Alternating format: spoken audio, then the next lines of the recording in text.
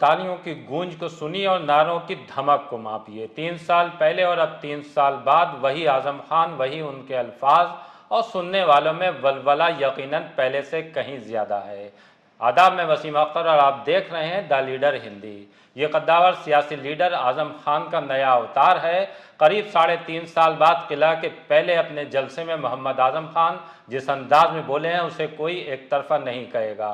हमें सुनने वालों से ये गुजारिश है कि आजम खान का ये पूरा वीडियो ज़रूर सुनिए।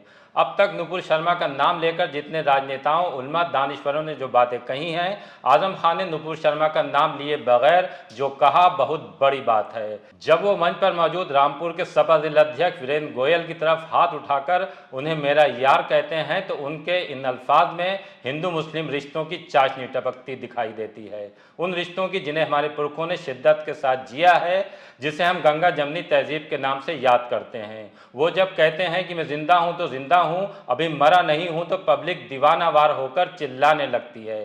तब वो धीरे से कहते हैं मैं तुम्हारे लिए जिंदा हूं, और उनकी आंखें नम हो जाती हैं। जब आजम खान नुपुर शर्मा का नाम लिए बगैर पैगंबर हजरत मोहम्मद सल्लल्लाहु अलैहि वसल्लम की शान में गुस्ताखी की बात कहते हैं और ताइफ का वो मंजर याद दिलाते हैं जब हजरत मोहम्मद मुस्तफ़ा सल्लल्लाहु अलैहि वसल्लम को लोगों ने तंग किया था, तब अल्लाह उनसे बार बार कहता है कि मेरे रसूल तुम कहो तो पत्थरों की बारिश कर दें, लेकिन वो फिर भी घुटनों को बल बैठकर उन लोगों के हक में दुआ करते हैं जो उन्हें अजियत पहुंचाते हैं। आजम खान का ये मैसेज तमाम हिंदुस्तान ही नहीं बल्कि दुनिया भर के मुसलमानों के लिए एक सीख हो सकता है।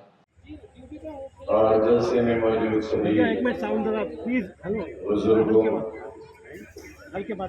नौजवानों, दोस्तों, मेरी बहनों, माओ, कोई बात नहीं, स्टेज पर बैठे हुए सभी जिम्मेदार हजरात और मीडिया से मुताल्लिक मौजूद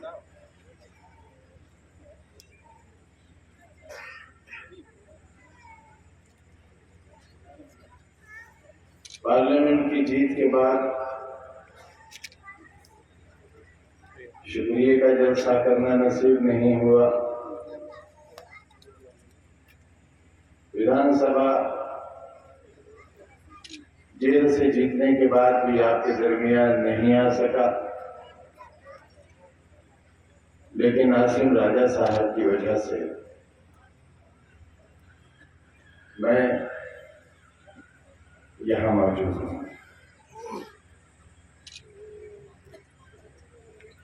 गुजरे दिन और गुजरे दिनों की यादें न मैं सुना सकूंगा और न आप सुन सकेंगे। वो ख्वाब नहीं था, वो हकीकत थी। वो दर्द नहीं था,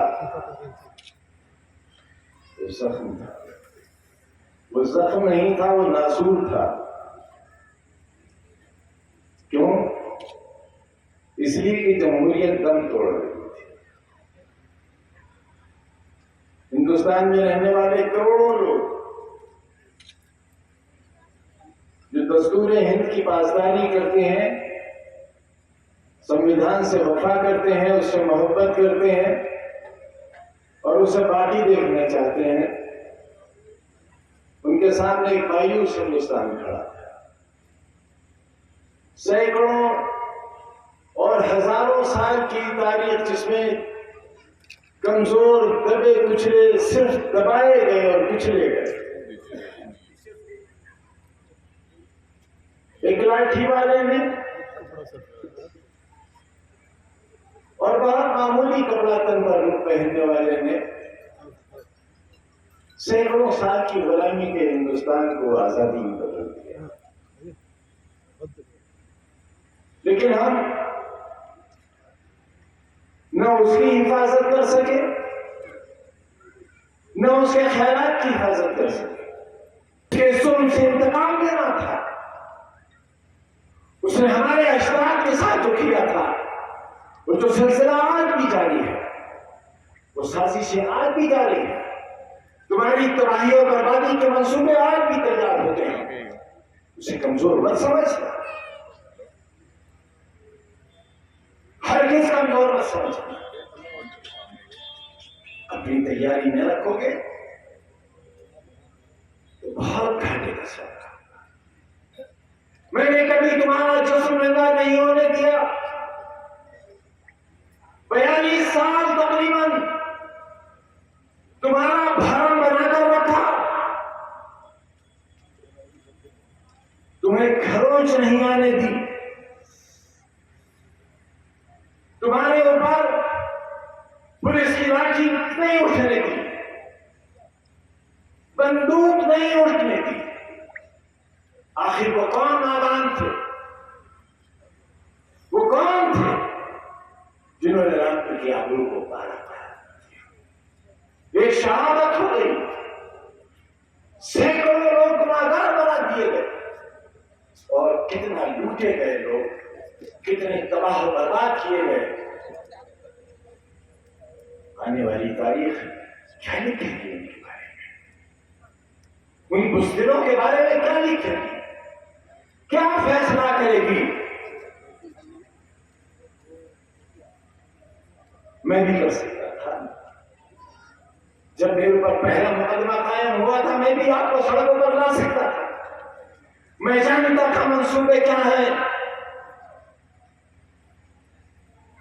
लिहाजा मैं मुर्गी चोर, बकरी चोर, भैंस चोर, किताब चोर, फर्नीचर चोर, और चोरी की दफा नहीं, डकैतियों की दफा लगा।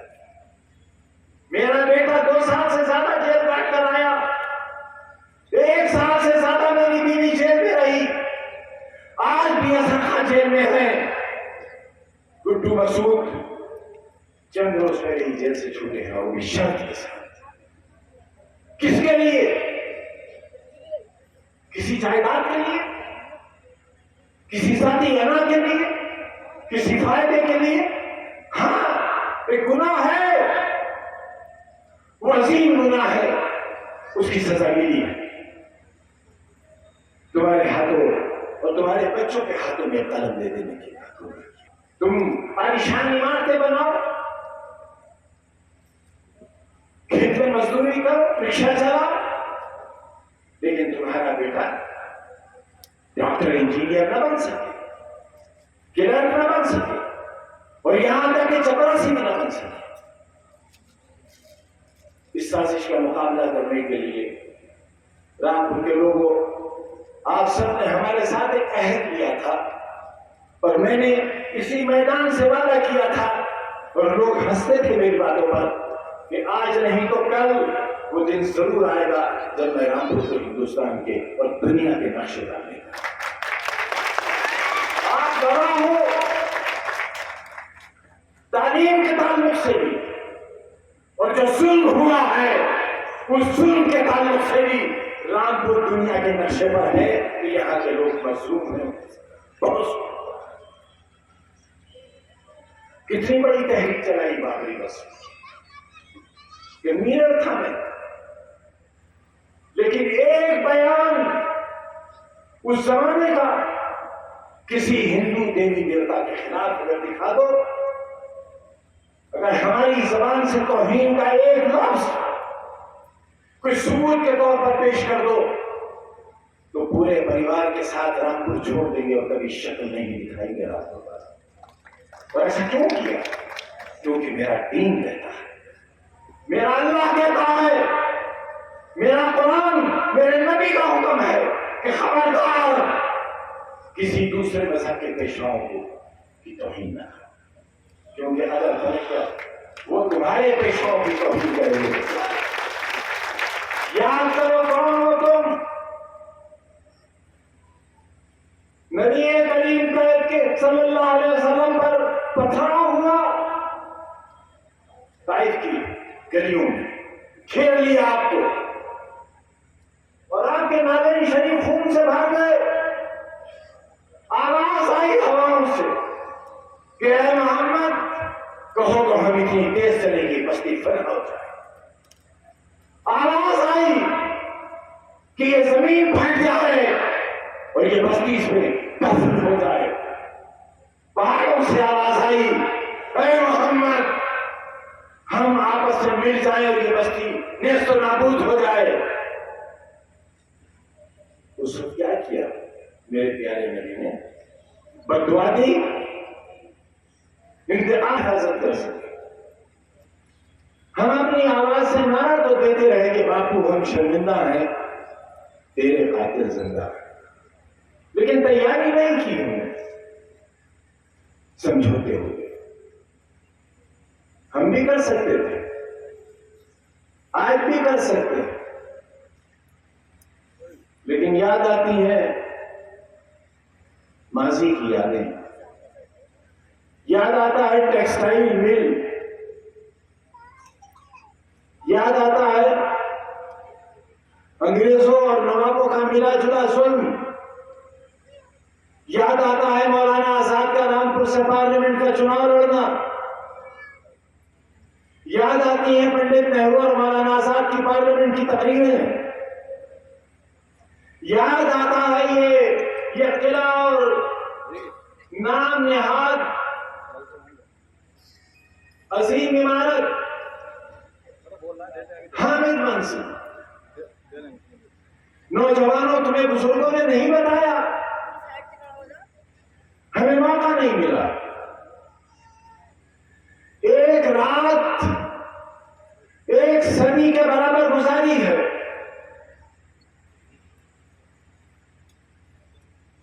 एक लम्हा एक जिंदगी के बराबर गुजारा है। तुमसे जुदाई मौत से बदतर थी, मौत बेहतर थी उस जिंदगी से। जो शख्स तुम्हारे साथ जीता हो, तुम्हारे साथ हंसता हो, रोता हो, मुस्कुराता हो, तुम्हारी गलियां ढूंढता हो, तुम्हारे गांव ढूंढता हो, तुम्हारे चेहरे की उदासी तलाश करता हो, तुम्हारे आंसू पीता हो, तुम्हारे दिल की धड़कनों को गिनता हो और चाहता हो कि वो सीना चीर कर अपना दिल तुम्हारे जिस्म के अंदर तस्लीम कर दे। वो वहां बहुत अकेला था, बहुत उदास, बहुत मायूस था, उसे सब खबर थी तुम्हारी बर्बादी की। मैंने याद दिलाया था, किसी ने गौर नहीं किया था कि हामिद मंजिल की ऊंचाई खाना खुदा की मीनार से ऊंचा है। उस वक्त का हुक्मरान, उस वक्त का नवाब, जिसके सामने झुककर 7 सलाम किए जाते थे, उसकी इमारत, उसकी मंजिल अल्लाह के घर की मंजिल से ऊंची थी। बार बार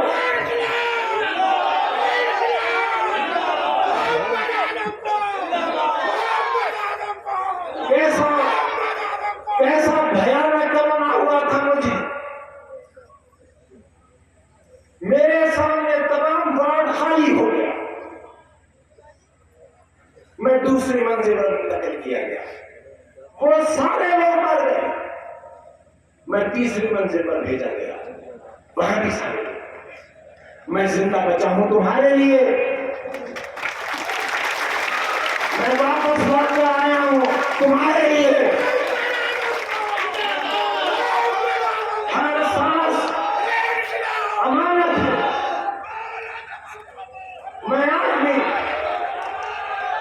मैं आज भी तुम्हारी मोहब्बतों का तरसदार हूं। मैंने कुछ नहीं किया, मेरे सारे अरमान, मेरी सारी ख्वाहिशात मेरे सीने में दफन रह गई। बहुत कुछ चाहता था, बहुत कुछ चाहता है,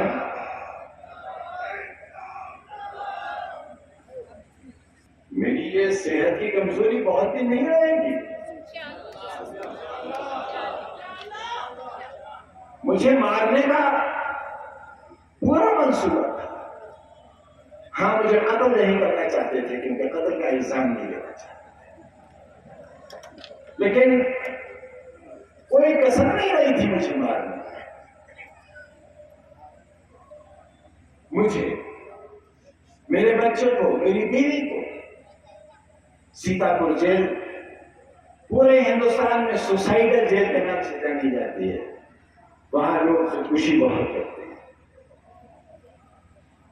कहीं और भी भेज सकते थे, लेकिन तीनों को सीतापुर भेजा कि जो इन तीनों में सबसे कमजोर होगा वो पहले अपनी जान देगा, और जब वो जान देगा तो उसके लिए दूसरा जान देगा, और जब 2 जान दे चुके होंगे तो तीसरा जान देगा, और 3 जनाजे सीतापुर जेल से बाहर निकलेंगे।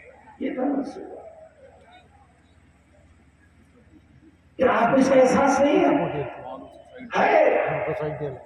हिंदुस्तान की कोई मस्जिद ऐसी नहीं है, कोई मंदिर, कोई गुरुद्वारा, कोई गिरजा ऐसा नहीं है जहां रामपुर वालों तुम्हारे लिए दुआ नहीं।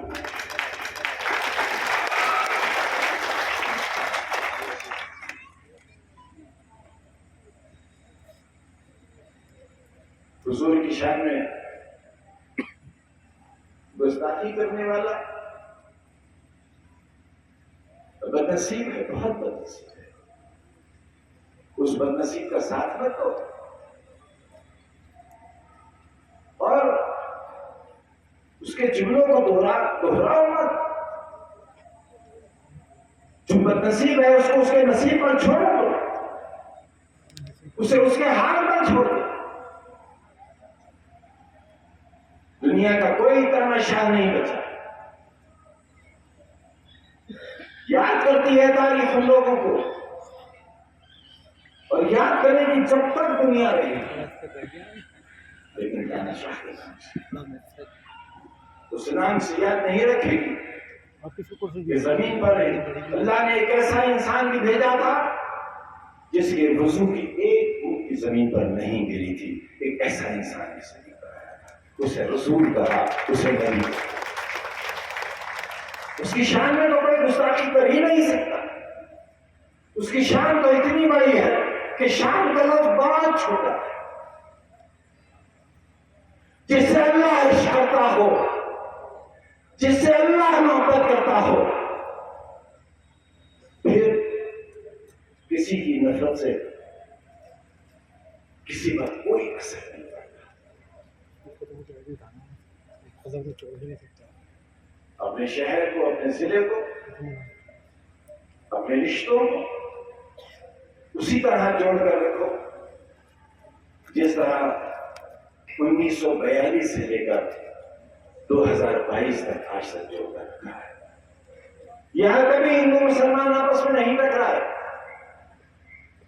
यहां कभी आपस में तसादुम नहीं हुआ। बहुत कोशिशें, ये कोई इंसान, मेरे दोस्त, जिले के सदर, ये आरएसएस के कार्यकर्ता थे, मैं जानता था। एक दिन मैंने इनसे कहा कि यार तुम तो हमारे यार हो, फिर तुम हमारे साथ क्यों नहीं हो? बोले कि तुमने कभी कहा? मैंने कहा अब कह रहा हूं। बोले लो, हो गया तुम्हारा।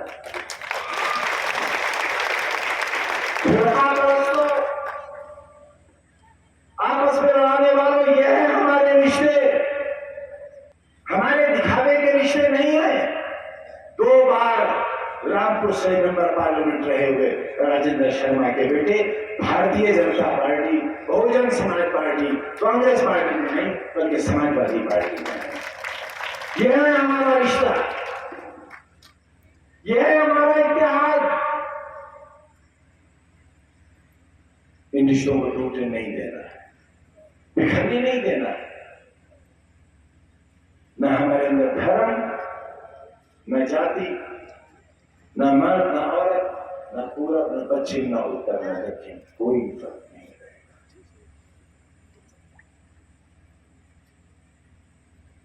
आसिम राजा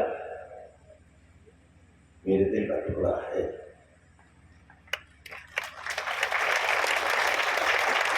और मेरा दिल चीर कर देखोगे तो आप उसमें सब हो। उठाएगा कोई तकलीफ इतनी जितनी हमने उठाई है, कहीं तो टूट जाएगा, कहीं तो बिखर जाएगा, कहीं तो समझौता करेगा। बहुत रोए हैं, बहुत रोए, आंखें खराब कर ली हैं, लेकिन बस उस मालिक के आगे। और यही दुआ करते थे कि अल्लाह तेरे मुजरिम है, सजा तू दे, लेकिन उनसे सजा न दिलवा जिनके मुजरिम नहीं। आसिम राजा शमसी है, पठान नहीं है, सैयद नहीं है, शेख नहीं है, अंसारी नहीं।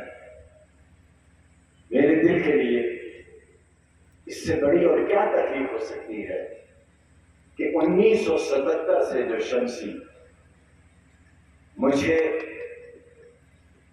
दीवानगी के साथ वोट देते चले आ रहे हैं, और 1977 में जब पहला चुनाव में हारा हूं तो उनकी दुकानों पर हमले हुए, लूट लिया उनके बाजारों को, तोड़ दी गई दुकानें कांग्रेस जीती थी। मैं 1200 वोट से हार गया था क्योंकि मुझे मालूम नहीं था देहाती है हमारे साथ नवाब, और नवाबों का कैंडिडेट जीत गया था, कांग्रेस जीत गई थी, बाजार लूट लिया गया, दुकानें लूट ली गई। और जानते हो क्या कहा गया? नाउज़ुबिल्लाह ये कहा गया कि कहां है आज तुम्हारा नबी आजम, कहां है आज? उन लोगों के लिए जिन्होंने 42 साल मेरी बैसाखी बनकर मेरा साथ दिया है, उनके लिए सवाल उठाते फेसबुक पर, गैर जिम्मेदाराना बातें करते हो। बताओ, मेरी बात मानोगे या नहीं मानोगे? अगर मेरी एक तकलीफ दे रात का बदला देना चाहते हो, सिर्फ एक रात का, 27 महीनों की एक रात के दुखों का अगर बदला देना चाहते हो तो 23 तारीख को कोई अपने घर में बैठना मत। सूरज कितना ही तपिश क्यों ना उगल रहा हो, मेरी कोई माँ, कोई बहन, कोई बेटी अपने घरों में मत रहना। आसिम राजा की फतह, हक की फतह।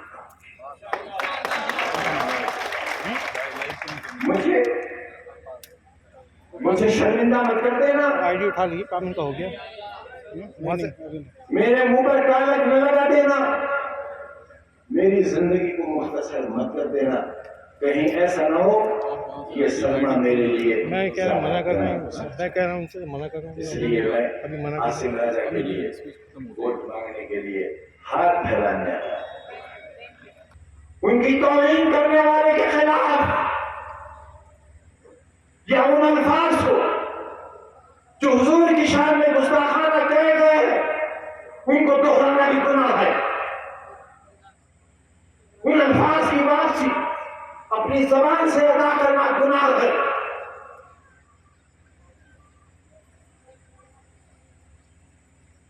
क्या हमारा ईमान हट गया? हमारा अकीदा अपने अल्लाह से हट गया? वो हिफाजत करेगा, अपनी किताब की हिफाजत वो करेगा, अपने नबी की आदों की हिफाजत वो करेगा जो साथ में आसमान पर रहता है। कहीं इश्तिहाल में आने की जरूरत नहीं है। तुम्हारा दुश्मन इंतजार में बैठा है, उसके मंसूबे में मत फंस जाना, उसकी साजिश का शिकार मत हो जाना। मैं तमाम हिंदुस्तान के लोगों से अपील करता हूं, अमन की, अमन बहाली की, मोहब्बत की। याद रखो, आज फिर दोहराता हूं, कभी आग से आग नहीं बुझाई जा सकती, सैलाब को पानी से नहीं रोका जा सकता, नफरत को नफरत से नहीं मिटाया जा सकता। आग के बुझाने के लिए पानी की जरूरत है और नफरत को मिटाने के लिए मोहब्बत की। मोहब्बत का पैगाम दो। तुम्हारे मोहब्बत के पैगाम से न जाने कितनी तब्दीलियां आई हैं दुनिया में, और न जाने कितने बदलाव आएंगे। मेरी मौजूदगी इस बात की दलील है कि मैं जिंदा हूं, और मैं जिंदा हूं तो मैं जिंदा हूं।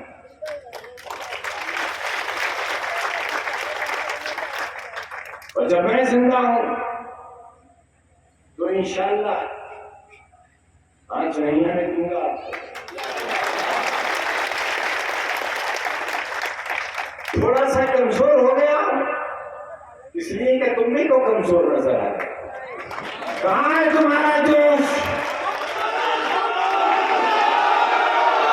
कहां है तुम्हारे अंदर का इंसान?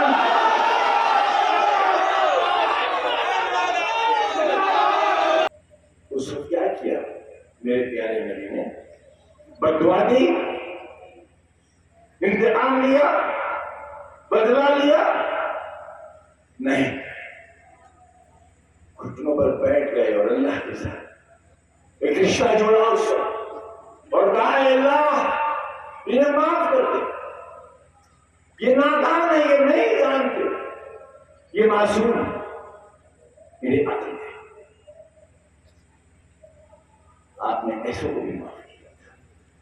और फिर तारीख लिखती है कि जिस रफ्तार से हुजूर के वफात के बाद, आपके पर्दा कर जाने के बाद मक्का और मदीना की गलियों में लोग रोते हुए घूम रहे थे और कहते थे आज खत्म हो गया इस्लाम, दीन खत्म हो गया क्योंकि मोहम्मद चले गए।